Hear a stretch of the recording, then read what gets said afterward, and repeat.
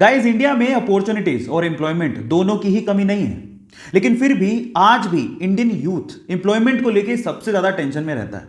यार, ये जॉब क्यों नहीं मिल पा रही? क्या आपने कभी सोचा है? जो कंपनीज इंडिया में इंडियन यूथ को रिक्रूट करती हैं, उसका इसके बारे में क्या ख्याल है पता है? वो ये कहती हैं कि इंडिया में यूथ की कमी नहीं है, लेकिन स्किलफुल, स्मार्ट, एम्प्लॉयबल यूथ की बहुत कमी है।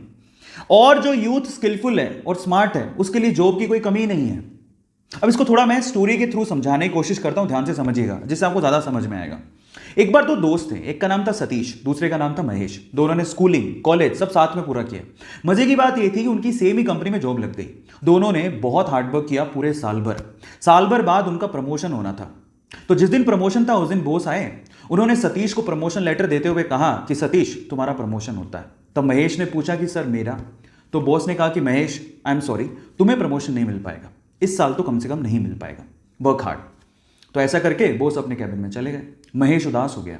महेश सोचने लगा कि सेम स्कूल से किया, सेम कॉलेज से किया, एक साल मैंने भी हार्डवर्क किया है, मेरा प्रमोशन क्यों नहीं हुआ?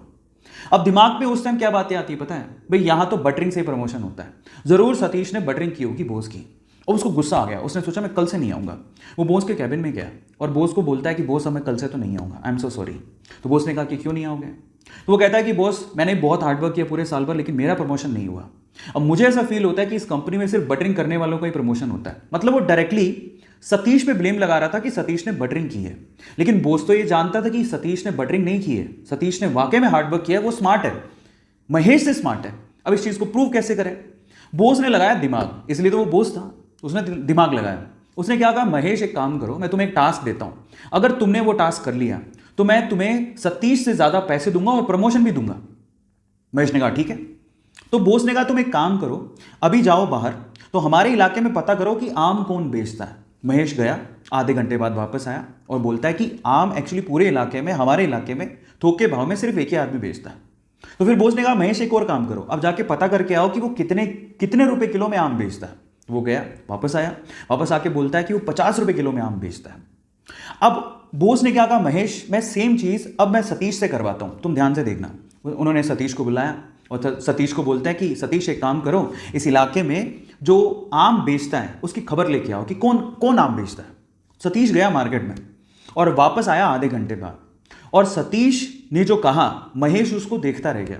सतीश ने कहा बॉस, यहां पे आम सिर्फ एक ही आदमी बेचता है और वो 50 रुपए किलो बेचता है, लेकिन उसके पास टोटल 60 से 70 किलो आम है और वो एक साथ अगर हम खरीद ले वो 40 रुपए किलो में दे देगा। और अगर हमने 40 रुपए किलो में वो 60 से 70 किलो आम बेच दिए और हमने अगर 50 रुपए किलो में से सेल किया तो हमें बहुत प्रॉफिट होगा। और आगे आने वाले समय में हम लोग आम में भी अपना हाथ आजमा सकते हैं, आम के बिजनेस में भी। अब आप समझिए कि सतीश और महेश में क्या फर्क था।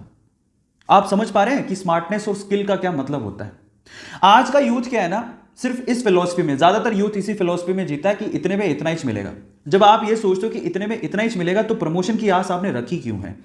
वो बहुत इंपॉर्टेंट है। मैं हमेशा एक बात बोलता हूं, आप जिस भी कंपनी में काम कर रहे हो या आप जो भी करना चाह रहे हो, अगर वो आपको 100 रुपए देती है ना, तो आप 50 रुपए का काम करके मत दो, आप उसको 200 रुपए का काम करके दो। आप उसको अपना आदी बनाओ। जब आप उसको अपना आदी बना लोगे तो आप जिंदगी में प्रमोशन के लिए या एम्प्लॉयमेंट के लिए टेंशन में कभी नहीं रहोगे। तो अब आपको समझ में आया होगा कि एक्चुअल में क्या मीनिंग है, क्यों लोग एम्प्लॉयमेंट को लेके इतना टेंशन में रहते हैं।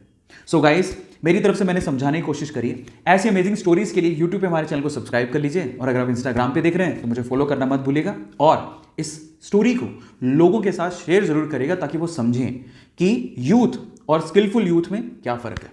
Thank you so much.